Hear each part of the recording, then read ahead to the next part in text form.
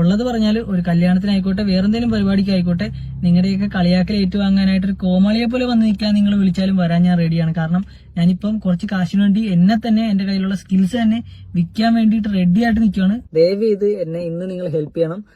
പ്രത്യേകിച്ച് എനിക്ക് ഇഷ്ടമില്ലാത്ത ഒരുപാട് ആളുകളെ ഞാൻ തുറന്നാല് കമന്റ് ഇടുന്നവർ നെഗറ്റീവ് മാത്രമേ വന്നിട്ടുള്ളൂ. നിങ്ങളോട് പ്രത്യേകിച്ച് പറയുവാണ്, ഈ ഒരു സാഹചര്യത്തിൽ ഞാൻ ഒരുപാട് പേരോട് ചെയ്തത് ഒരുപാട് തന്തയില്ലായ്മ എനിക്ക് മനസ്സിലാവുന്നുണ്ട്.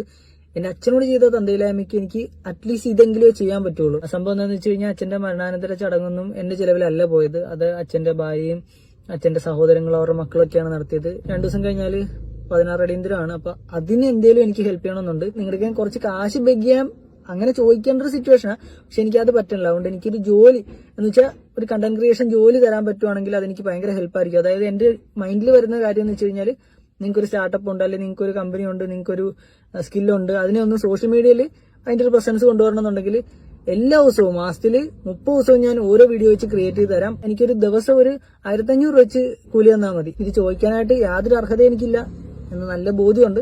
പക്ഷെ സിറ്റുവേഷൻ അത്രയും കയ്യിൽ നിന്ന് പോയത് കൊണ്ട് മാത്രമാണ് ഞാൻ ഇങ്ങനൊരു റിക്വസ്റ്റ് നിങ്ങളുടെ അടുക്കൽ പറയണത്. സുഹൃത്തുക്കളെ, ഇവൻ പ്രശ്നേഷ്, ഒറിജിനൽ പേര് എനിക്ക് അറിയില്ല. ഗ്രീൻ ഹൗസ് എന്നൊക്കെ പറഞ്ഞുകൊണ്ട് നമ്മുടെ ആകെ അഴുക്ക് പിടിച്ച ഈ വാട്ടർ ടാങ്കും മറ്റൊക്കെ ക്ലീൻ ചെയ്തിട്ടാണ് ഇവൻ പ്രസിദ്ധനാവുന്നത്. അതീവ പ്രസിദ്ധനായി. ബിടെക് എന്നൊക്കെ പഠനം കഴിഞ്ഞ് പെങ്ങളുമായിട്ട് ഇവൻ ഇങ്ങനെ ക്ലീൻ ചെയ്യാനൊക്കെ ഒരു കമ്പനി തുടങ്ങുന്നു. അപാരമായിട്ട് ആദ്യമായിട്ടാണ് അങ്ങനത്തെ ഒരു പ്രവൃത്തിയുമായിട്ട് ആരെങ്കിലൊക്കെ ഇറങ്ങുന്നത്. വളരെയധികം ഓർഡർ അവന് കിട്ടാൻ തുടങ്ങി. അവൻ നന്നായിട്ടൊക്കെ വർക്ക് ചെയ്ത് മുന്നോട്ട് പോവുകയാണ്. അനിയത്തിയും അമ്മയുമായിട്ടൊക്കെ ഇവൻ തെറ്റുന്നേ. അനിയത്തിക്ക് ആരൊക്കെയായിട്ട് ബന്ധമുണ്ടെന്നും അമ്മയ്ക്കെതിരെയൊക്കെ എന്തൊക്കെയോ വിളിച്ചു പറഞ്ഞുകൊണ്ട് ഇവന് അലമ്പായി, ഭയങ്കര നാട്ടുകാരൊക്കെ ഇവനെ ഓടിച്ചുവിടുന്ന ഒരു അവസ്ഥയായി. ഇവന്റെ ഒരു ഒപ്പം എപ്പോഴും ഒരു ഭാര്യ ഉണ്ടായിരുന്നു. ഭാര്യ ഇപ്പൊ കാണാനില്ല. ആ പാവ പെൺകുട്ടി ഇപ്പൊ എവിടെയാണെന്നൊരു പിടുത്തമില്ല. അവള് വന്നതിന് ശേഷമാണ് ഇവനിങ്ങനെ ആകെ നാശമായി എന്നൊക്കെ പലരും പറയുന്നുണ്ട്. എന്തോ സ്വന്തം അമ്മയടിക്കൽ ഒന്ന് സംസാരിക്കണമെങ്കിൽ ഒന്ന് ഫോൺ വിളിക്കാൻ പോലും പറ്റാത്ത ഒരു ഹതഭാഗ്യവാനാണ് ഞാൻ. സത്യം പറഞ്ഞാൽ എന്റെ കയ്യിലിരിപ്പാണ് കേട്ടോ. അത് പലപ്പോഴും അങ്ങനത്തെ ഒരു വർത്തമാനങ്ങളൊക്കെ ഉണ്ടാവും. സംഗതി അതല്ല. എനിക്ക് പറയൽ ഇത്ര മാത്രമാണ്. ഇവന് പണം ആവശ്യമായിട്ട് വന്നിരിക്കുന്നു. ഇവന്റെ അച്ഛനൊക്കെ തള്ളി പറഞ്ഞു വരുന്ന, അമ്മയെ തള്ളി പറഞ്ഞതിനൊക്കെ ഇപ്പൊ അവൻ അനുഭവിക്കുന്നുണ്ട്. അവൻ തന്നെ പറയുന്നുണ്ട്. അച്ഛനൊക്കെ അതിഗംഭീരമായിട്ട് തള്ളി പറഞ്ഞു വരുത്തനായി. ഇപ്പൊ പറയുന്നത് തെറ്റൊക്കെ മനസ്സിലായി. അച്ഛന്റെ മരണത്തിന് തൊട്ട് മുമ്പായിട്ട് ഇവൻ അച്ഛനെ പോയി കണ്ടു. അച്ഛനോടൊപ്പം സെൽഫി എടുത്തു. ഒരുപക്ഷെ അവന്റെ ഐഡിയയിൽ പോയി നോക്കിക്കഴിഞ്ഞാൽ നിങ്ങൾക്ക് അതൊക്കെ കാണാൻ കഴിയും. അച്ഛനോടൊപ്പം സെൽഫി എടുത്തു. അച്ഛൻ ചോദിച്ചു അത്രേ, എടാ എന്റെ ഒപ്പം നിൽക്കുന്ന ഏതെങ്കിലും ഒരു ഫോട്ടോയ്ക്ക് നിന്റെ കയ്യിൽ ഉണ്ടോടാ എന്നൊക്കെ ചോദിച്ചപ്പോഴാണ് അവൻ മനസ്സിലായത് എന്റെ അച്ഛന്റെ ഒപ്പം നിൽക്കുന്ന ഒരു ഫോട്ടോ പോലും ഇല്ലല്ലോ. ഫോട്ടോ എടുത്തു കഴിഞ്ഞപ്പോഴാണ് അവൻ മനസ്സിലായത് അവന്റെ അച്ഛനെ പോലെ തന്നെയാണ് രൂപമൊക്കെ. ഒരു സംശയമില്ല, ഡിക്റ്റോയാണ്, ഒരു സംശയമില്ല. അങ്ങനെയുള്ള ഒരു പാവം മനുഷ്യൻ, ഒരു പാവം പയ്യനായിട്ട് എനിക്ക് തോന്നിപ്പോകുന്നു. ഒരു പക്ഷേ ഒരു കുടുംബത്തിലെ ഒരു മൂത്ത ആള് അല്ലെങ്കിൽ ഒരു വീട്ടിൽ മാത്രം നിൽക്കേണ്ടി വരുന്ന ഒരു പെൺ എത്രത്തോളമാണ് ഒരു കുടുംബത്തിന്റെ എല്ലാ പ്രശ്നങ്ങളും മനസ്സിലാക്കുകയും അതിനൊപ്പം നിൽക്കുകയും ചെയ്യുമ്പോൾ മിക്കവാറും അത്തരം ഒരാൾ കുറച്ച് കഴിഞ്ഞാൽ അവഗണിക്കപ്പെടുന്നുള്ള കാര്യത്തിൽ സംശയമില്ല. നീ എന്താ ചെയ്തെന്നുള്ള ചോദ്യം ചോദിക്കും. ആ ഒരു ചോദ്യം എപ്പോഴെങ്കിലും അത്തരം ആളുകളൊക്കെ കേൾക്കേണ്ടി വരും. കുടുംബത്തിനൊപ്പം നിൽക്കുന്ന ആളുകളൊക്കെ കേൾക്കേണ്ടി വരും. ഈ ഒരു തേങ്ങയും ചെയ്തിട്ടില്ല എന്ന് തന്നെയാണ് പറയുക. ഒരുപക്ഷെ നിരന്തരം വീടിന് വേണ്ടി തന്നെ പണം ചിലവഴിക്കുക, ഒരു ദിവസമുള്ള എല്ലാ കാര്യങ്ങളും മുന്നോട്ട് പോകാൻ വേണ്ടിയിട്ടൊക്കെ വീട്ടുകാർ അറിയാതെ തന്നെ പണം ചെലവഴിക്കുന്ന ഒരുത്തന് കുറച്ചു കാലം കഴിഞ്ഞ് നീ ഒന്നും ചെയ്തിട്ടില്ല എന്നൊക്കെ പറയുക. ചിലപ്പോ അവൻ എന്തൊക്കെ തന്നെ ചെയ്താലും ഒരുപക്ഷെ അവന്റെ ശമ്പളം മുഴുവൻ ആ വീട്ടിൽ തന്നെ ആയിരിക്കും ചെലവഴിച്ചിട്ടുണ്ടാവുക. പക്ഷെ അതിനൊരു വിലയും കാണില്ല. വീട്ടിൽ ചെലവഴിച്ച ചെലവുകൾക്കൊന്നും ഒരു വിലയും കാണില്ല. അതേസമയം പുറമെയുള്ള മറ്റു ആളുകളൊക്കെ കൊടുക്കുന്ന ഈ ചെറിയ തുക പോലും വലിയ തുകയായിട്ടൊക്കെ അവിടെ ഉയർത്തി കാണിക്കുകയും ചെയ്യുന്ന ഒരു അവസ്ഥ ഒക്കെ ഉണ്ടാവും. ഇതൊക്കെ കൃത്യമായിട്ടും അനുഭവിച്ചൊരു പയ്യൻ തന്നെയാണ് ഇവൻ എന്നൊക്കെ പറയേണ്ടി വരും. അതൊക്കെ അനുഭവിച്ചിട്ടുണ്ട്. സ്വന്തം കുടുംബത്തിൽ തന്നെ അത് കിട്ടിയപ്പോൾ അത് അവന് സഹിക്കാൻ കഴിഞ്ഞില്ല. അപ്പൊ അവന്റെ വായി തോന്നിയത് മുഴുവൻ വിളിച്ചു പറഞ്ഞു. ആ വിളിച്ചു പറഞ്ഞതിനൊക്കെ പിന്നീട് കുറച്ച് കഴിഞ്ഞപ്പോൾ അവൻ പശ്ചാത്തപിക്കുന്നുണ്ട്. വേണ്ടിയിരുന്നില്ല, ഇപ്പൊ ഇവൻ കഷ്ടത്തിലാണ്. ഇപ്പൊ തന്നെ ഓടിക്കൊണ്ടിരിക്കുന്ന കാറ് വിൽക്കാൻ ശ്രമം നടത്തുന്നത് ആരും വാങ്ങിച്ചിട്ടില്ല. ജോലി വളരെ കുറവാണ്, വലിയ പ്രശ്നത്തിലാണ്. ഇപ്പോൾ അച്ഛൻ മരിച്ചു. ആ ഒരു പ്രിയപ്പെട്ടതെന്ന് പറയുന്ന അവസാന കാലത്ത് അച്ഛൻ പ്രിയപ്പെട്ടതായിട്ട് മാറുന്നവന് അദ്ദേഹം മരിച്ചു പോകുന്നു. മരണാനന്തര ചടങ്ങിന് അവന്റെ കയ്യിൽ പൈസ ഇല്ല. ഏക മകനാണ്, പൈസ ഇല്ല. പുതിയ ഭാര്യയും മക്കളൊക്കെയാണ് അത്ര അതിന്റെ ചെലവ് നടത്തിയത്. ഇനിയിപ്പോ അടിയന്തരം വരുന്നുണ്ട്. അതിനെങ്കിലും ഒരു അല്പം തുക അച്ഛന് വേണ്ടി എന്ന നിലയ്ക്ക് അവസാനമായിട്ട് എന്തെങ്കിലും കൊടുക്കണമെന്ന് ഈ ഒരു മകൻ ആഗ്രഹിക്കുന്നു.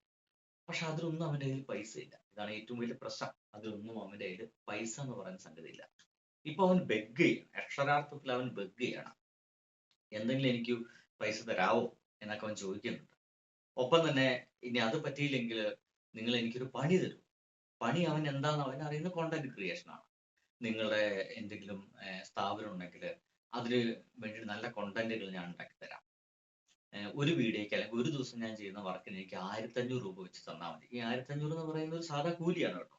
ഒരു കൂലിപ്പണിക്കാരന് കൊടുക്കുന്ന, ഒരു മെയിൻ കൂലിപ്പണിക്കാരന് നമ്മൾ കൊടുക്കുന്ന ഒരു ശമ്പളമാണ്. അത് തന്നാൽ മതി. അത് തന്നെ എനിക്ക് വളരെയധികം ഇപ്പോ ഒരു നീഡിയായിരിക്കുകയാണ്. നിങ്ങൾ എന്നെ ഒരു കല്യാണ സദസ്സിലേക്കോ മറ്റോ എന്നെ കളിപ്പിക്കാൻ വേണ്ടി വിളിക്കുകയാണെങ്കിൽ നോക്കൂ, അങ്ങനെയൊക്കെ ഒരു ബോധമുള്ള ഒരുത്തൻ അങ്ങനെ പറയില്ല. ബോധമില്ലാത്ത ചില ആളുകളൊക്കെ അങ്ങനെ കളിപ്പിക്കപ്പെട്ടിട്ടൊക്കെ നടക്കുന്നുണ്ട്. നമുക്ക് ആരെന്നൊക്കെ അറിയാം. അലിൻ ജോസ് പരേരൊക്കെ അങ്ങനെ ബോധമില്ലാതെ ആളുകളുടെ മുമ്പിലേക്ക് ആക്ഷേപിക്കപ്പെട്ട് കളിപ്പിക്കപ്പെട്ട് നാണം കെട്ട് പണം വാങ്ങിക്കുന്ന ആളുകളാണ്. അതുപോലെ ആവാൻ ഞാൻ തയ്യാറാണെന്നാണ് ഈ പാവം ഈ ഒരു ചെറുപ്പക്കാരൻ പറയുന്നത്. അപ്പൊ സ്വയം മറ്റുള്ളവരുടെ മുമ്പിൽ വിഡ്ഢിയായിട്ട് നിൽക്കാൻ പോലും തയ്യാറായിട്ട് മാറുകയാണ് പണത്തിന് വേണ്ടിയിട്ട്. നമ്മുടെ നാട്ടിലൊക്കെ പറയും പണമില്ലെങ്കിൽ പിണമാണ്. ഇഞ്ചിന്റെ പൈസയ്ക്ക് വില ഉണ്ടാവില്ല. സമൂഹത്തിലായാലും എവിടെയായാലും വീട്ടിലായാലും അച്ഛൻ്റെയും അമ്മയുടെയും ഭാര്യയുടെയും മക്കളായാലും മുമ്പിൽ 5 പൈസയ്ക്ക് വില ഉണ്ടാവില്ല. അതിപ്പോ അവൻ തിരിച്ചറിഞ്ഞു എന്നതാണ്. തീർച്ചയായിട്ടും തിരിച്ചറിഞ്ഞിരിക്കുന്നു. എനിക്ക് പറയാനുള്ള ഇത്രയേ ഉള്ളൂ. ഇതുവരെ അവന് നെഗറ്റീവ് കമന്റ് ഇട്ട ആൾക്കാരുണ്ട്, പലരുണ്ടായിരിക്കാം. പക്ഷെ ഈ പയ്യൻ ഇപ്പൊ മാറി വരികയാണ്. ഒരു കാലത്ത് തെറ്റ് ചെയ്തിട്ട് എപ്പോഴും എല്ലാ കാലവും ആ തെറ്റിന്റെ പേരിൽ മാത്രം അവനെ നമ്മൾ കാൽക്കുലേറ്റ് ചെയ്യുക എന്ന് പറയുന്നത്, അവനെ നമ്മൾ കാണുക എന്നൊക്കെ പറയുന്നത് ശരിയായിട്ടുള്ള മനോഭാവമല്ല. എന്താ പറയാ, ക്രിസ്തു പറയുന്ന പോലെ അവന്റെ തെറ്റുകളൊക്കെ പൊറുക്കപ്പെടേണ്ടതാണ്, പൊറുക്കപ്പെട്ട് ഇരിക്കുന്ന സമയമാണ്. അവനെ സാധാരണ ജീവിതത്തിലേക്ക് കൂട്ടിക്കൊണ്ടുവരേണ്ടത് നമ്മുടെ സമൂഹമാണ്. എനിക്ക് പറയാനുള്ളത്, എന്റെ വീഡിയോ കാണുന്ന ആരെങ്കിലും ഉണ്ടെങ്കിൽ ഈ പയ്യനെ കോൺടാക്ട് ചെയ്യാൻ കഴിയുമെങ്കിൽ, നിങ്ങൾക്ക് അവനക്ക് എന്തെങ്കിലും ഒരു പണി കൊടുക്കാൻ കഴിയുമെങ്കിൽ കൊടുക്കുക, സഹായിക്കുക. നമുക്ക് എന്തായാലും അങ്ങനെ ഒന്നുമില്ല. നമ്മൾ തന്നെ കോണ്ടന്റ് ക്രിയേറ്ററാണ്. അപ്പൊ അതുകൊണ്ട് നമുക്ക് വേണ്ടിയിട്ട് വേറെ ആരും ജോലി ചെയ്യാൻ നമ്മൾ തന്നെയാണ് ഒറ്റയാൾ പോരാട്ടം.